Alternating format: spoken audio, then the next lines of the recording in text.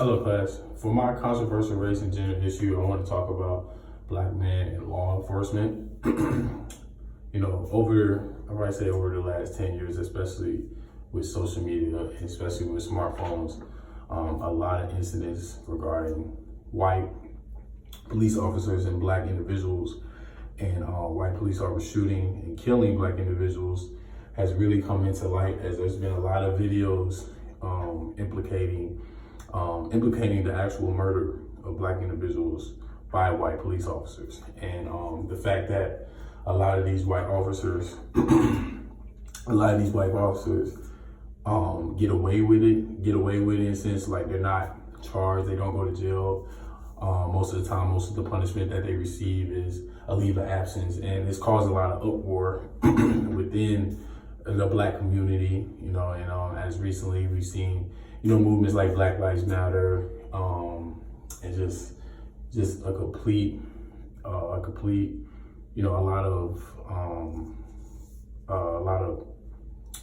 I'm losing it. I gotta think of the word.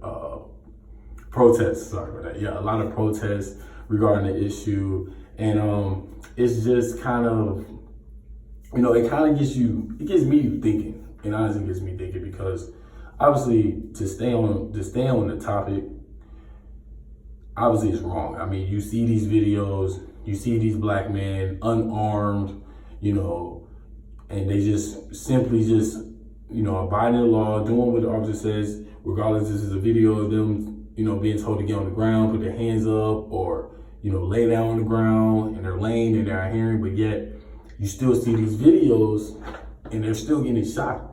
Now, granted, the actual video does not show the entire situation. You don't really know the entire situation.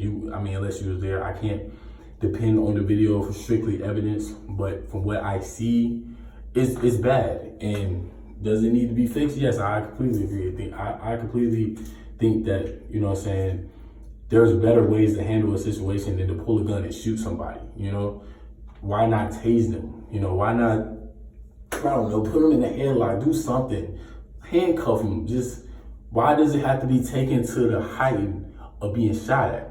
Why? Or to shoot and kill somebody?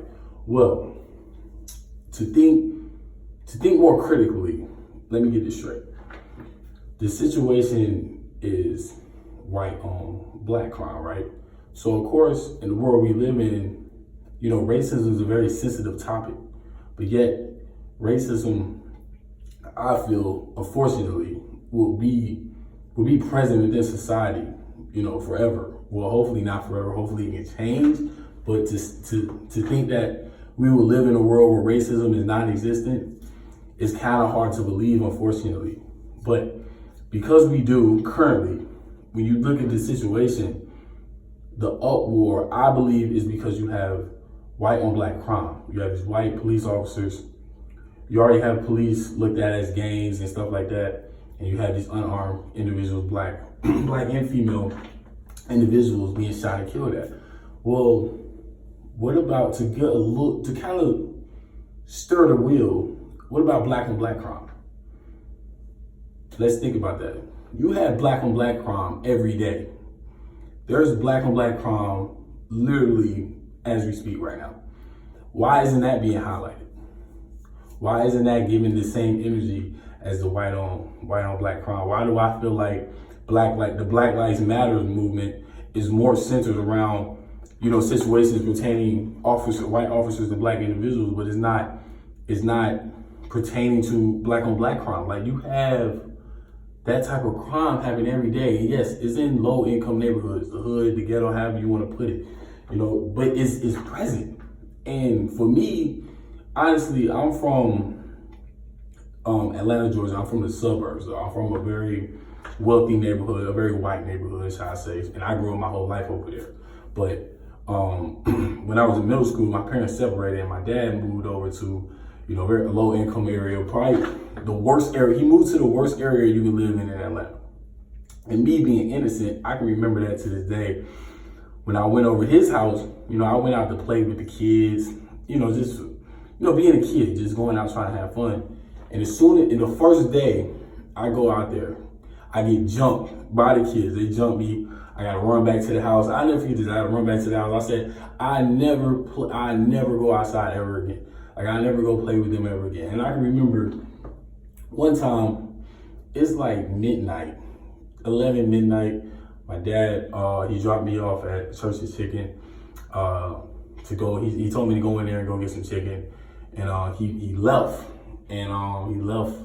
And when I came out, I didn't see him. And when I tell you, my heart almost stopped. Like, I'm sitting here on the corner, on Bankhead Highway, and I'm like, okay, I don't know how old I was in middle school, and I'm like, so just think about like the feeling that I get, because I know in that neighborhood you can get killed. Like, it doesn't matter if you black, white, green, purple, like you will get killed by another black individual for I'm not gonna say the smallest of reasons, there's reasons, but still, you can get killed because you're not supposed to be over there, you don't identify with a gang, anything, you can get mistaken for somebody, like, they don't care, like, they will kill you, and it is just, you know what I'm saying, it is what it is. I'm not gonna sit here and say you just go to the hood, you just gonna get killed, but, you know, at that time of night, anything can happen in that setting. So, the fact that I felt that way, I kind of feel like officers kind of feel that way when they come across individuals that seem to be from that type of environment.